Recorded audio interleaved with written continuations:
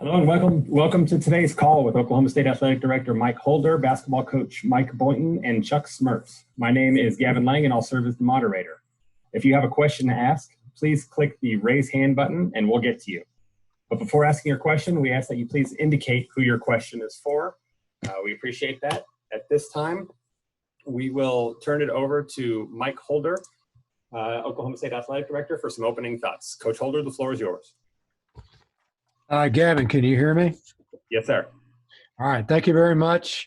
I find it almost impossible to reconcile the severe penalties imposed by the NCAA for the violations detailed in today's report. The NCAA agreed that Lamont Evans acted alone and for his own benefit. The NCAA also agreed that OSU did not benefit in recruiting, commit a recruiting violation, did not play an ineligible player, and did not display a lack of institutional control. They said OSU cooperated throughout the entire process. In short, OSU did the right thing. On the other hand, Lamont Evans' conduct damaged an OSU player, damaged the men's basketball team, and damaged the university. He acted selfishly and without regard for those student athletes who trusted him or the university that employed him, all for personal gain. Given this context, how does the NCAA justify a postseason ban and the loss of 3 scholarships for violations that damaged the university and basketball program? Penalties that are normally reserved for those seeking a substantial or extensive recruiting or competitive advantage. I'm shocked by the ruling today and determined to vigorously fight against this injustice. OSU has strived to do the right thing during this process, and all we expected in return was for the NCAA to reciprocate. If this is what happens when there is no competitive advantage gained, then the NCAA has created an expectation of significantly harsher penalties when a competitive advantage is involved. All of us that are members of the NCAA will be watching to see if these standards and expectations are applied consistently. And that's my remarks, Kevin. Thank you, Coach. At this time, next will be Coach Mike Boynton. Coach, before we get to questions, can you please share some of your thoughts?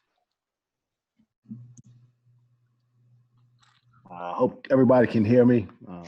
We can hear you, Coach.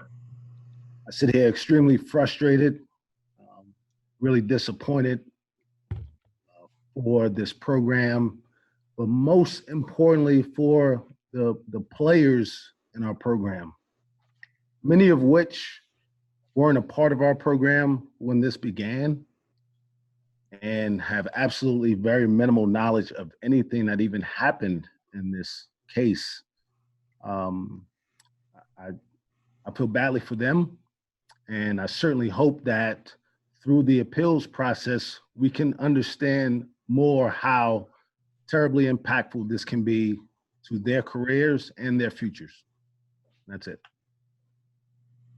Thanks, Coach. At this time, we'll take questions from members of the media. If you have a question to ask, please click the raise hand button and we'll get right to you. Before asking your question, though, please just indicate who your question is for between Coach Holder, Coach Boynton, and Chuck Smrt. Our first question comes from Nathan. Nathan, the floor is yours.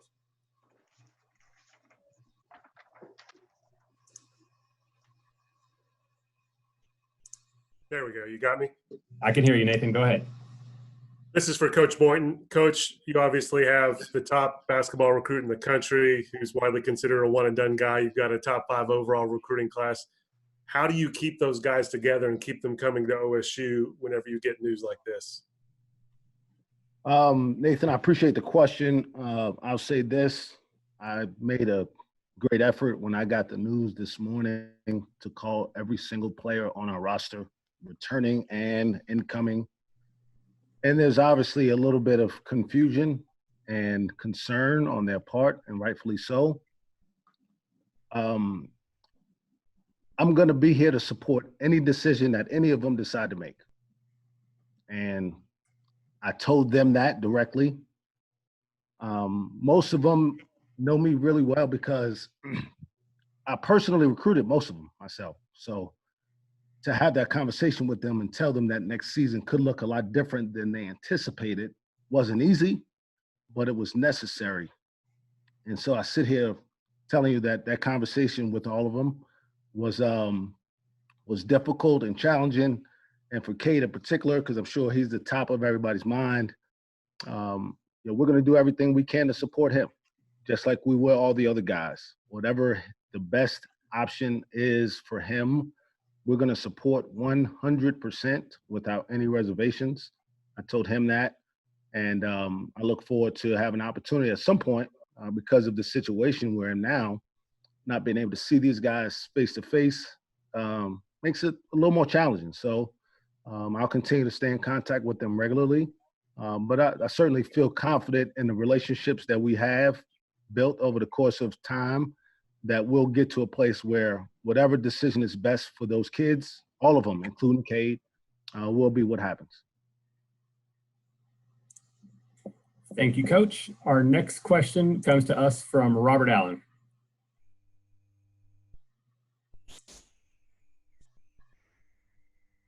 Robert, can you hear us?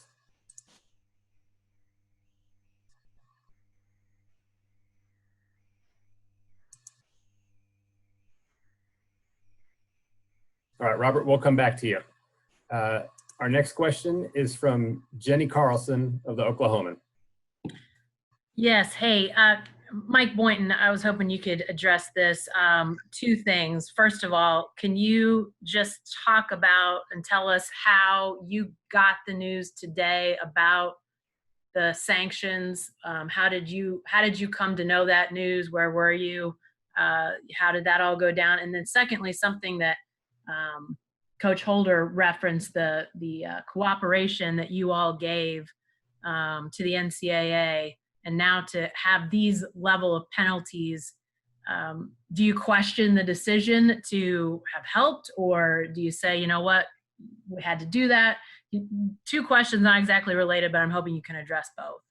Yeah, I'll go with the second one first because it's probably easier. I don't really try to live in hindsight too often. It's probably a little dangerous to go down that path. So I think we tried to do the right thing at the end of the day. So, but as far as how this all went down, I was anticipating sometime around this time of year. I didn't ever get a real definitive answer on when we'd know what the final decision was. But I got an email this morning, sometime around 9:20 or so, that the report was in, and I was going to be needed to be at a meeting in the near future. So I got up to the office as quickly as I can because obviously everybody's kind of working in a unique capacity right now. And so I heard the news and its finality about 10 a.m., give or take a few minutes.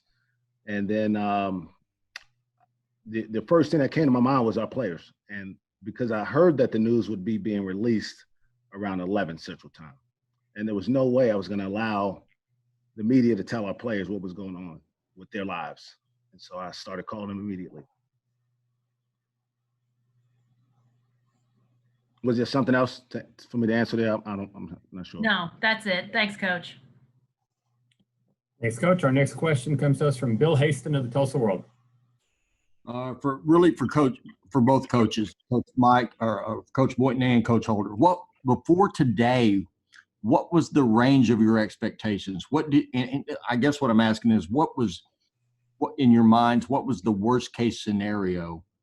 Because it just feels like the level of shock that you guys have expressed that you didn't see this coming at all. So what was your, I guess, the range of your expectations on the NCAA response and maybe your worst case scenario before today? I'll take a stab at it. I guess we didn't really ever know. I think our gut feeling was that we tried to do the right thing throughout the process. So Coach Evans was let go from the university within 3 days, I believe, of hearing about this news. And At that point, we needed to find out if there was any other problems in the program. And so all the investigations were done, and there were no players here who had been recruited illegally. We didn't have any players here living in the wrong place or driving cars that didn't belong to them. We didn't have any of the stuff that you've seen or heard as being egregious violations of NCAA rules. And so we felt good about going in and telling, hey, this was unfortunate that a person in our program was acting in a behavior that is counterproductive to what we're trying to do as a department. But now we've dealt with it. And so we felt like going in and expressing that would give us a chance to at least come out with the penalties that would align with those actions. And we are clearly long ways away from those two things being in line with one another. This activity started in 2015 from the FBI standpoint, at which time no one even at the university, period, was involved.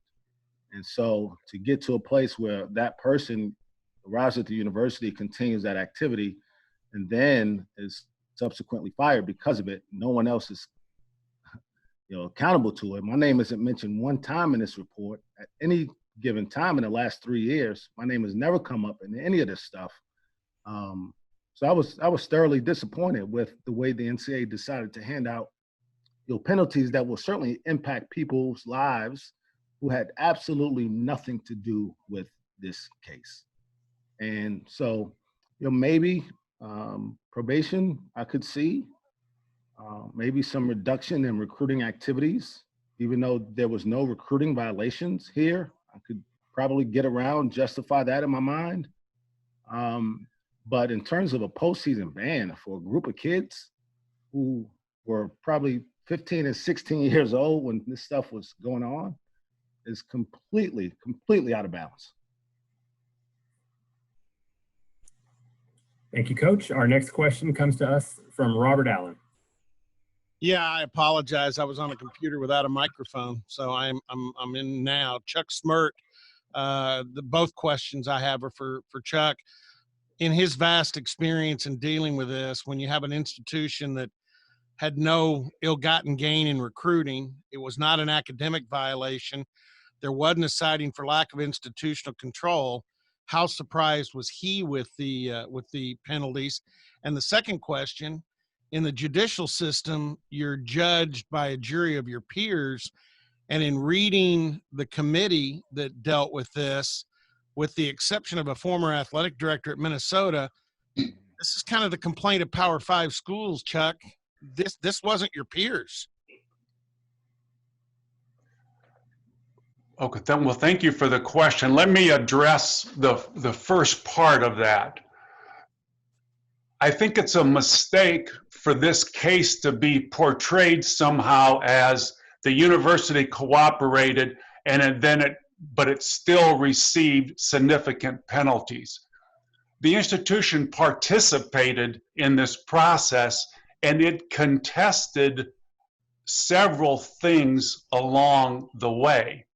The most important thing that was contested, in fact, the sole purpose of going to the hearing was to contest the enforcement staff's contention that this was a level 1 case. The institution contested some aspects of the allegation, and in fact, won all of those aspects of contesting the part of the allegation. But the whole purpose of the hearing basically was to contest that this was level 1. So once the committee came back and said level 1, then they looked at those level 1 type of penalties. We thought we did a very good job before the committee. We thought the committee was very responsive to our argument. Ultimately, they were not. As a result, this is the resulting penalties. Now, as it relates to the composition of the committee, there are our panel was a cross section of those individuals from NCAA schools. And I know this sounds rote, but the NCAA is composed of presidents, ADs, faculty, athletic representatives, and due to concerns from the public members. So this committee had a cross section. I think this committee was, as far as position-wise, representative of what most Committee on Infractions panels look like. I guess going back more specifically, then, does the association need to change the composition of a committee to have only coaches or to have only athletic directors? You can argue those types of things, but it had people who are representative of institutions who are members of the NCAA. Gavin, can I follow that up? Sure. Yeah, and I wasn't complaining about the positions. Presidents are fine, and members of boards of regents and people from society outside athletics. I'm fine with that. But the people who were involved from athletics weren't from Division I Power 5 schools. I think this has been a constant complaint. There are different ways of doing business, and schools are different. Vermont has very little in common with Oklahoma State when it comes to the way the athletic departments are run, and that's and maybe I'm seeing too much into it, and you can straighten me out on that. Well, I understand that thinking, and I think it has some credibility. The issue here was not a matter of any type of factual dispute or how something should be operated at a certain level. But again, the only issue was penalty, and to the extent that an institution that has less student athletes in sports than Oklahoma State understands or doesn't understand the impact of a penalty, I think that's a question that can be asked. Thank you. Our next question comes from Garen Emig of the Tulsa World. Go ahead, Garen. All right. Mike Boynton, please. If I could take you back to your out-of-the-box statement about how you're most upset for your kids, your players, and ask you two things, just about the general penalty process and something like this. Is it fundamentally flawed when kids and players who, as you mentioned, had nothing to do with the infractions are the ones who bear the brunt of the punishment? Because this has happened over time. This isn't just in your particular case, but this is an instance that's occurred time and time again. Number two, is there a way around it? Or is that just inevitable? I would contend that there has to be a way around it. There must be a way around it. Because even the bad actors aren't punished in these cases. And I made it a point, I wasn't involved in this at any point, in any capacity whatsoever. And neither was any of the 13 guys who we've committed scholarships to for the 2020-21 season, where the postseason ban is supposed to come and play. So fundamentally, it's flawed. And in any other way you want to describe it, it's flawed and it must change. Can I ask a follow-up? Yeah. Go ahead, Garen. Mike, do you have any ideas on how to do that? Or if you even, are you not going there yet? No, I think we need to go there as soon as we can. Because if it doesn't, then we're going to see more of these cases adjudicated in a way that harms the people who our industry is supposed to care for. So I don't have the answers for you today. I'm still kind of numb from the news, but I will be working really hard to try to figure them out very soon. Thanks, Garen. Bill Haston, I cut you off before Coach Holder could answer your last question. Go ahead and chime right in, Bill. Okay, for Coach Holder, yes. 11 months ago, Stan Wilcox of the NCAA made a pretty strong comment that suggested that the hammer was going to drop pretty hard. And that was 11 months ago. So did that put you on guard at the time when he said this is a great opportunity for the enforcement staff, the Committee on Infractions, et cetera, to put things back where they need to be? Did that, when he said that, did it put you on guard and maybe indicate to you that that you might have an undesirable outcome?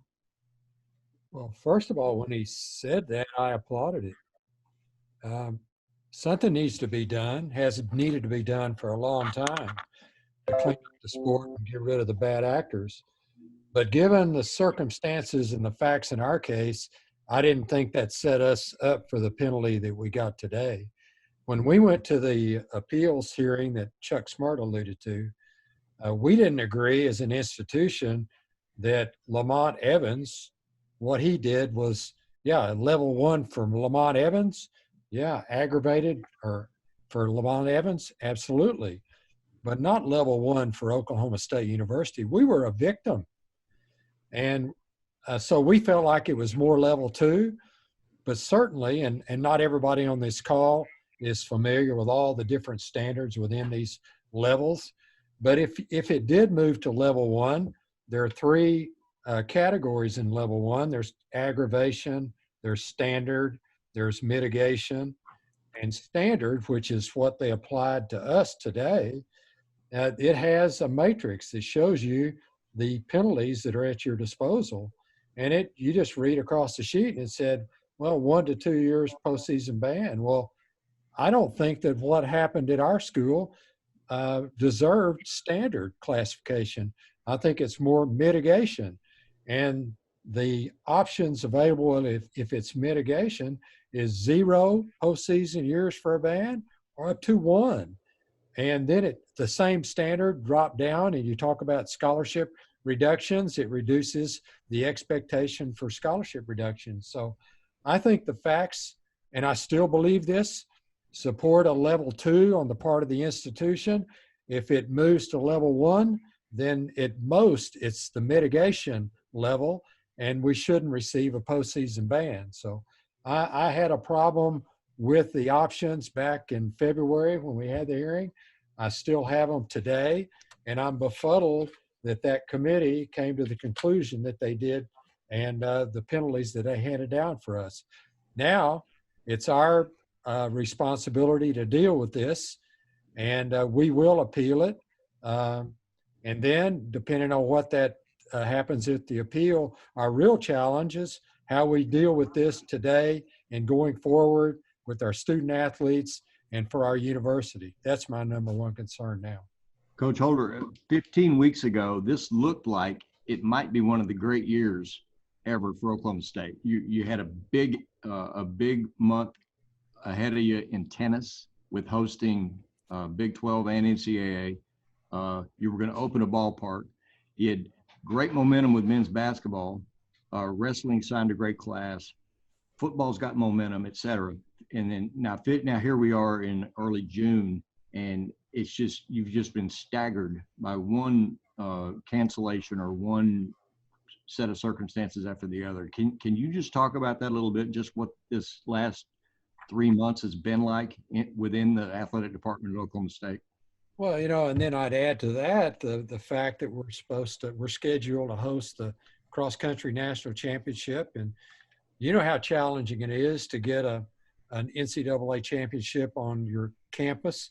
There are very few sports that are the right sized for that to happen in this day and age. So, extraordinary opportunity to host men's and women's tennis and cross country men and women all in the same year. And it's catastrophic, and maybe that's too big a word, how disappointing it's been to have all the things happen to us that you just alluded to. But then you take what's happened to our country with the coronavirus and the reaction to that, the loss of life, and then the fact that we've shut down our nation's economy, and we've had at one point in time 33 million plus people unemployed in our country. The economic devastation of that. And then what's happened recently in Minnesota and with race relations with our country and how that's come to the forefront, I guess, and really trumped all of this. So, 2020 hasn't had a great start. We're almost to the halfway point, July 1. My hopes and prayers that the last two quarters, the last half of 2020 are a whole lot better than the first half, Bill. All right, Coach, thank you. Our next question comes from Barry Trammell of the Oklahoman. Go ahead, Barry, you have the floor. Hey guys, both Mike. Is this a case of you've got to be more diligent than ever now on who you hire and who you put on your staffs? Even without this penalty, I think this whole process probably made you think this, but if this is going to be the result, is it more important than ever to try to figure out who you've got working for you? I'll take a stab at that. I don't think it necessarily makes it more important. We've always understood the responsibility that comes along with hiring. And, the things that have always resonated with me are the personal qualities. That's what I look for in a leader when you hire a coach. You're looking for someone that you would want your son or daughter to play for, to be around. You want someone that can make a difference from them in their lives. You want someone that stands for the right things, honesty, integrity, a strong work ethic, all that. And I don't care what amount of due diligence you do, I think you would be hard pressed to find out these things that cropped up, for example, about Lamont Evans. You couldn't find anything in his resume or in his past that intimated any issues with the NCAA. I was shocked. I'm sure Mike was shocked. Mike's known him for quite a while and had a lot of respect for him. So I think it's just the nature of life today, life in general. Unfortunately, we have some flawed individuals in every aspect of society today. And no matter how good a job you try to do or how strong your background checks are, mistakes will be made, and then you unfortunately have to deal with the consequences, Barry. If I would just follow up, I would say, Barry, that I think we are thorough. I don't think we overlook things in that process, but you're not going to find out everything, right? Obviously, this is something that was going on in secrecy from a lot of people. And this has affected a lot of people's lives, and not just our program, but some others. So I would agree, you need to be as thorough as you can, but I think we feel like we have a good process in going through those things to bring people into our program. So I agree, but I do think we are fairly thorough in those regards. Thanks, guys. Our next question comes from Myron Metcalf of ESPN. Go ahead, Myron. This is for Mike. You said you had a chance to talk to Cade Cunningham. We've obviously heard so much about this G League program that's starting up and just other opportunities that might be out there. What did he convey to you about how he's feeling about sticking with his commitment or possibly pursuing his pro options? Yeah, so I'll say this: it was not a long conversation. Unfortunately, I'm going to talk to him again because the timing of it, Myron, just didn't present an opportunity for me to have an in-depth conversation with any of these guys. As important as Cade is and has been to me for the last several years, and would be to our program if he plays here, there are 12 other guys that I needed to make sure that they heard from me as well. So it was a short conversation. I think he was appreciative that he heard it from me. I think he admires at least that we've got a strong enough relationship that I wouldn't try to hide anything from him. But I'll tell you what I told him. I didn't spend 4 years recruiting him and telling him how much I cared about him to now abandon what's important for them. And so we're going to have conversations over the next few days, probably weeks, and we're going to try to look at all the options, whatever they are. G League, overseas, another university, stay at Oklahoma State. And at the end of the day, whatever his family and he decide is best for his future, I'm going to get right in tow with that, and I'm going to support it 100%. Thanks. Our next question comes from Matt Norlander of CBS. Go ahead, Matt. I don't know if this is better served for Chuck Smrt or Mike Holder, but I did want a little bit of clarity in terms of the ambitions of the university right now when it comes to the appeal process. I consulted with an NCAA guideline that shows how long these things usually take to resolve themselves, and was wondering if there's any kind of foresight as to whether you want to wrap this up as soon as possible regardless, or if an appeal process can push this out a year. To be frank, you have a generational talent in your program at the moment, and if you are able to capitalize with an NCAA tournament run with Cade in the program, I think that might have an impact on some of your some of the way you're handling this going forward. So if you could just address the appeals process, and if you have any sort of foresight as to how long you think it will take, and if it will definitely be resolved this year or could drag into early 2021. Chuck, maybe you can answer that one. Okay. I think Chuck would be better to answer that question. Well, an institution has the opportunity to appeal a penalty, all or some penalties. If you appeal it, and there's a 15-day window that starts, in this case today, for the school to say it's going to appeal what component, the finding or a certain penalty. Once that happens, that penalty is stayed at that time. And then the process begins. And that process often takes a while. And you can look at the appellate process in other cases that took a substantial amount of time. Coach Holder has said it's the institution's intention to appeal. What specific component of the penalty, I don't know if he has said that, but that would be the process. If a penalty is appealed, it is stayed at that point.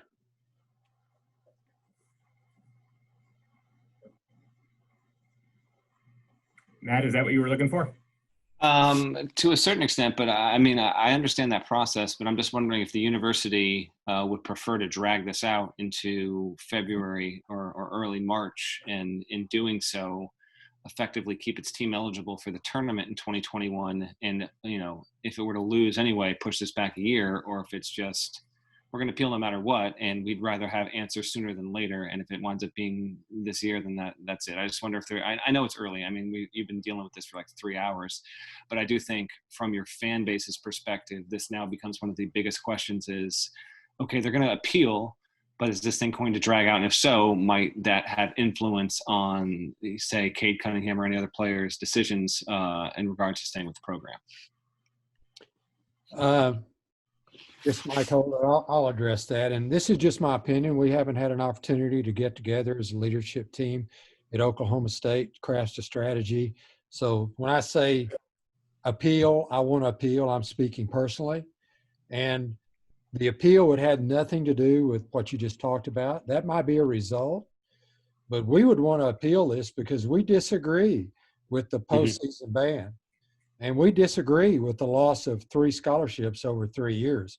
We don't think that was fair. We don't think that was justified given the nature of the infractions, and we want to contest that. We wouldn't feel good about ourselves if we just let this go by the wayside and accepted it. So we're not going to do that. I can't tell you what the percentages are for success on this. I just know that I feel as the athletic director that we've been wronged in this case, and we want to stand up and fight for what we believe is right. We've continually done the right thing throughout this process. I commend our head basketball coach for standing for the right things. And then I always refer back to Boone Pickens, who's been our number one benefactor, who gave us $165 million back in 2005. And all that he asks in return is that we play by the rules. And so we take that very seriously. We want to play by the rules. We want to do things the right thing around here. And that'll be the basis for our appeal. Hey, Matt, I'm going to add to that just from the player standpoint. Yeah. I'm not going to allow any player to get screwed in this process. That's not going to happen. So any player who stays with our program will do it with their eyes wide open as to what exactly is going on. They'll understand that there's a risk involved. For instance, a lot of talk has been about Cade. I've also got a grad transfer committed and signed to come to our university. So it would, in a sense, be his only opportunity to play college basketball, his last opportunity.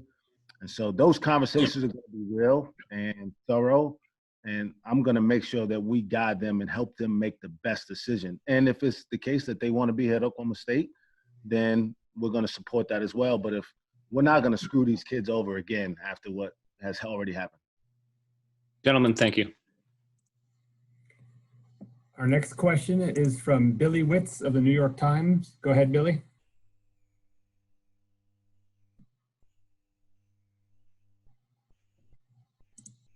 Billy, are you there? Yeah, is that hello?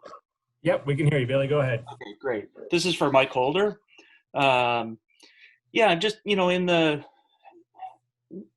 you look at the federal corruption scheme and all that, this was relatively on the light side for some of the things that were alleged to have, or not alleged, but that did go on and were adjudicated.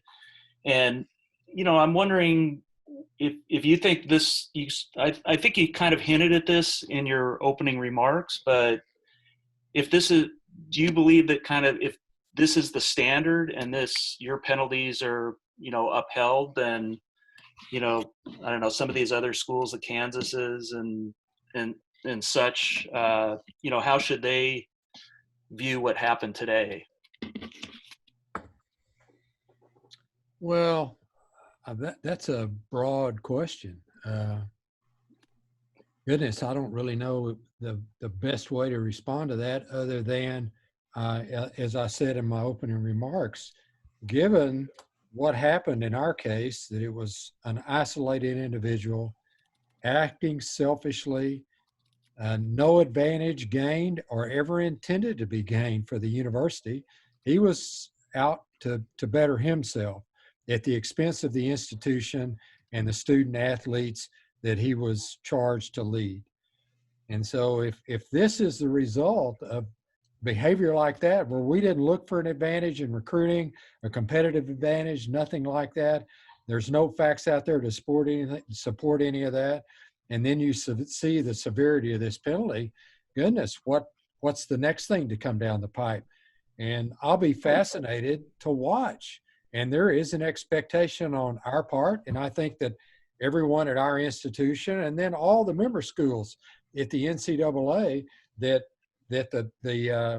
our governing body has set a standard of expectation involved with this level of circumstance. Some of the other cases that are yet to be adjudicated or heard have several more egregious violations. Multiple level 1 violations have been alleged, at least what I've read publicly. That's all I know is what I read in the newspapers. So, yeah, I think the expectation on our part is if this is upheld for us, then there should be some significant penalties coming down in the future. And Gavin, I might weigh in on that also. Go ahead, Chuck. I think it goes to the intent of the nature of the violations.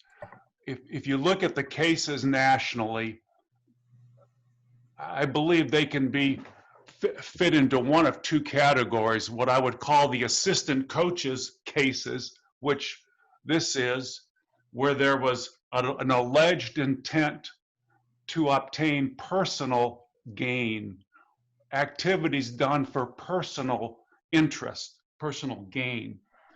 Some of the other cases at least alleged to have been involved in gaining institutional advantage.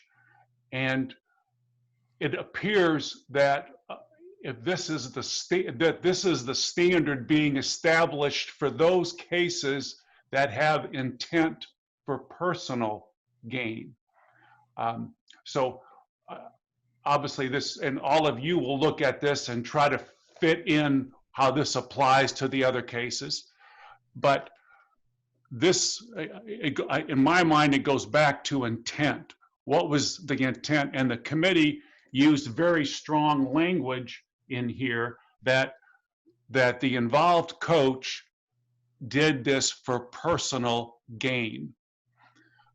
And I wanted to comment also about the question about the Stan Wilcox's comments.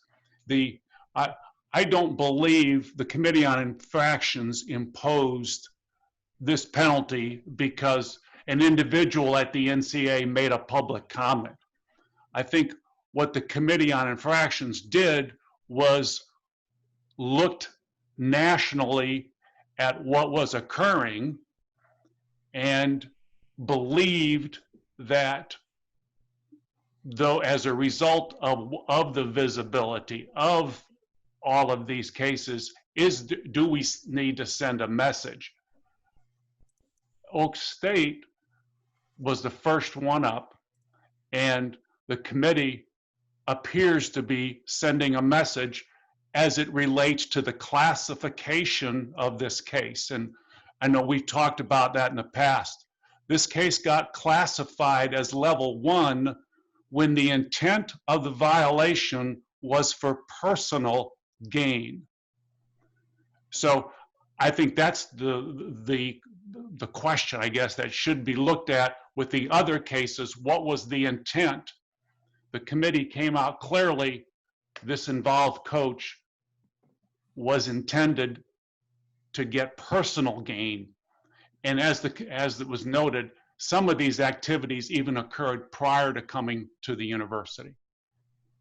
Chuck, I just wanted to follow up a little bit on the, I mean, are you, I mean, as somebody who knows this subject very well, I mean, are you aware of any other cases where, you know, I guess a precedent of some sort, because it feels like, you know, whether it was a lone wolf or, you know, something that was systemic, that, you know, schools are required to own it, and, you know, to a large degree. So, you know, are there any other examples where, you know, you can point to that, where where it wasn't classified as something as a you know, a standard level 1 because somebody was doing this for their own personal enrichment?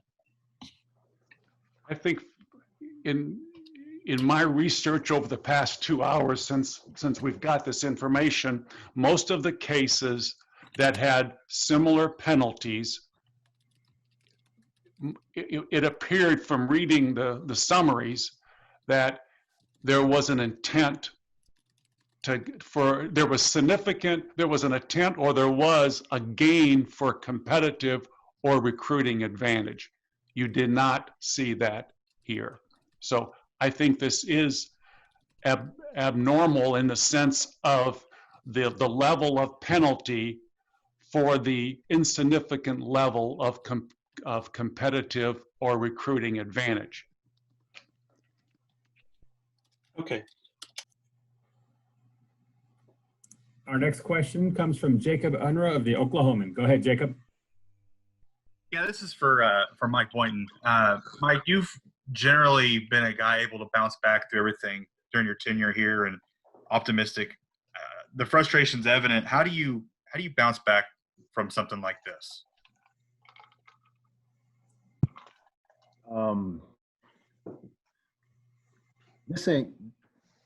This will not stop me from having success. All right. This is going to be another bump in the road, and seems like an encyclopedia full of bumps in the road. But we will have success. We just have to figure out a way to do it within a new scope of operation. And we're going to obviously fight this decision to some degree. I don't know what. I think we're going to have some discussions about exactly how to go about that. But I'm not the least worried about me or the ability of this program to be successful. In fact, every time something like this has happened, it's given me more conviction, because I know when the day comes that we're having success, I'll enjoy it that much more. So the frustration and disappointment is real. And those were some hard phone calls to dial up this morning. But at the same time, this program is going to be fine. And this isn't about me. This is about those players. I want to make sure that no other programs have players that have to deal with this stuff when they don't have anything to do with it. That's what I'm here for right now. But as far as me being able to bounce back, trust me, Jacob, I'll be fine, and we're going to find success. Thanks, Mike. Our next question is from Kyle Porter. Go ahead, Kyle.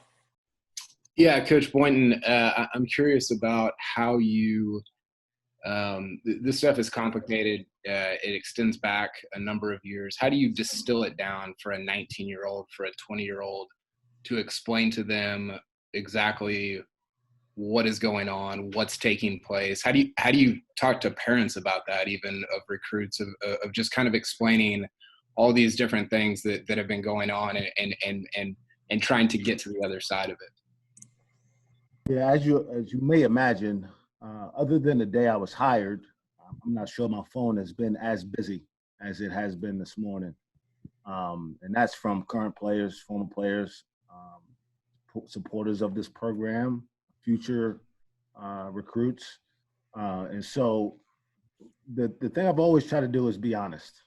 I think that's helped me through everything that we've been through as a program in my time here.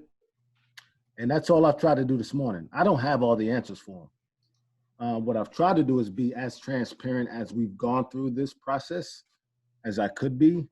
But I certainly didn't expect this to be the end result today. But as I have in almost every other case, I'll just be honest with them. I'll tell them that I care about them and I want what's best for them. And that, for guys who may only have 1 year, maybe it's not Oklahoma State. But I'm going to support them wherever they are. For guys who want to stick with our program, no matter what happens here in the next couple of months, then they're going to be a big part of the success story when we get to the other side.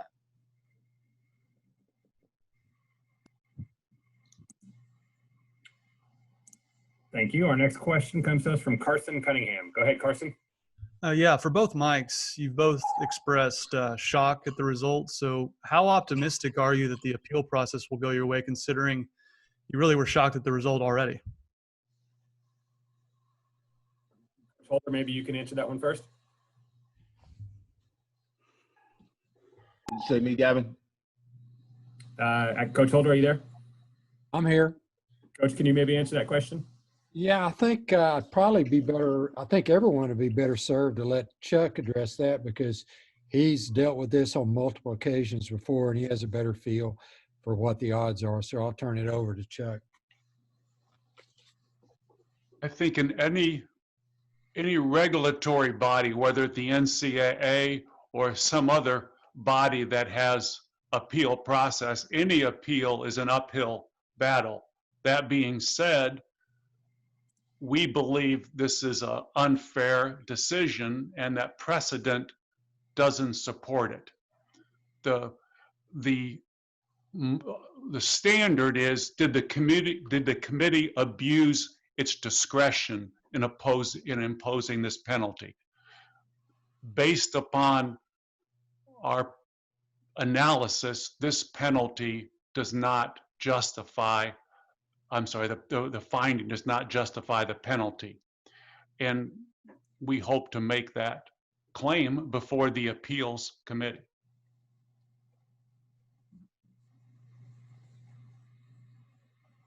Thank you. Our next question comes to us from Bill Haston of the Tulsa World.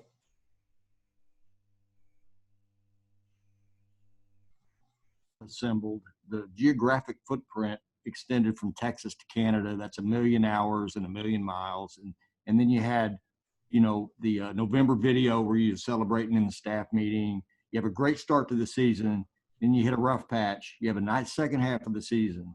And now this. I mean, it just the roller coaster experience that you've had personally, and to have such a high in November and high at the end of the season, and then just to get kicked in the gut like this. I mean, is it? I mean, I shouldn't put words in your mouth, but it from the outside looking in, it looks like, you know, that no coach could have had a more roller coaster last 8 months than Mike Boynton. I don't live that way, Bill. You've probably been around me enough to know I just don't operate that way. Yeah, this sucks. No question about it. I couldn't imagine a worse outcome for our players than what we saw today, right? And at the end of the day, those are the guys who this really matters for. They didn't deserve that ruling. And that's what this is about. This isn't about me. I don't like it, but I'm going to be fine. I really will. Is it frustrating as heck? No question. And I got to get to the parents of my kids, the players on our team, and kind of start getting their heads wrapped around what this all means at some point. Those won't be easy conversations. But at the end of the day, it's kind of what I get paid to do, right? To deal with stuff and to be ready to deal with adversity, deal with success. I still feel very confident in our ability as a staff and my ability, because of the work ethic that I know that I have, to get this program to a successful place. And I feel like certainly there's been a lot of headwind, right? I thought I had the plane turned around and the wind changed on me almost. Right. But it's okay. When we get this thing where we want it to go, it's going to be a lot of fun. And I'm not going to allow this to change me or my mentality about what it takes to have success. I'm going to use this opportunity to be better, to learn more, and to figure out how I can change what I can see as undue process for adjudicating these situations. This just shouldn't be the way it is for these kids. Thank you, Mike. Our next question comes to us from Nathan Thompson, Fox 23.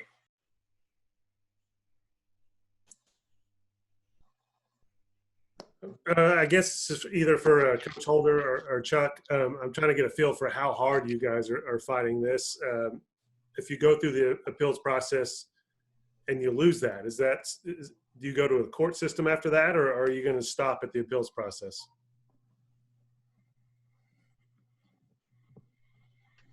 Chuck, you want to talk to that? Sure. The NCAA has the appeal process. We will take it through the NCAA appeals process, and hopefully we're successful. I don't want to speculate on what would happen at the end of that if it was not successful. And one more thing about the appeals process. I was on the conference call with the NCAA, and I was asking them about it, and they seemed to intimate that it's not uncommon for a punishment to get lessened at the appeals process. Is that a fair assessment, do you think, Chuck? I don't know if I would use that adverb, but penalties have in the past been modified. And again, it relates to the standard. Did the committee abuse its discretion in imposing this penalty? And my guess is that we'll look at previous cases, and as I mentioned earlier, focus on intent and should it be classified as level 1 versus level 2. And just the last thing, obviously you don't want to comment if you lose the appeal, but the courts is an opportunity that a school could take, correct? Well, to the extent that anybody can take anything to a court, I guess, but that would be speculative, and I wouldn't speculate on what the university may or may not do at the end of the appeal. I think I'd rather focus our efforts on winning the appeal as opposed to trying to figure out what the next move is prior to that. Thank you. Our next question comes from Garen Emig of the Tulsa World. Go ahead, Garen. Okay, I think this one's for Chuck, and if I've got the term wrong, correct me. Was there not, in the aftermath of the Rice Commission, another body suggested to resolve cases like this? It's the Independent Accountability Resolution Process, I believe. If that's the case, was that ever a consideration in OSU's process? You do have that right, and congratulations on that, because that's a new group, the IARP, and the school itself, the enforcement staff, or the Committee on Infractions can suggest or say, we want this case to go to the AIRP. It's public knowledge that the NC State case has gone that route. And from the institution's standpoint, that was not requested. Again, that's a very new process, and it was, well, it was not. The institution did not request that. Okay. And in that case, there's no appeal, right? If you go through the IARP, the appeal isn't an option. That's correct. That's a very significant factor that that is considered before you go down that path. Okay. Thanks. Our next caller is Ryan Novozinski from the Ocali. Go ahead, Ryan. Hi, my question's for Chuck. If the other cases that you were researching were made for a competitive advantage, and this one wasn't, how much does that bode well for the fight to get this appeal and to appeal this punishment? Well, I guess we will see. Obviously, when we were going into a hearing, we didn't know, you don't know what the penalty is going to be. Again, we contested, we think very hard, that this was a level 2 case, not a level 1 case. So at this point, within the last few hours, we started looking at other cases. But again, I don't know until we've had more time to digest the decision. But just looking at a few, it seems that previous cases with similar penalties had much more intent or actual competitive gain or recruiting gain. Thank you. All right, are there any other questions? Don't see any other hands raised. If you do have a question, please raise your hand.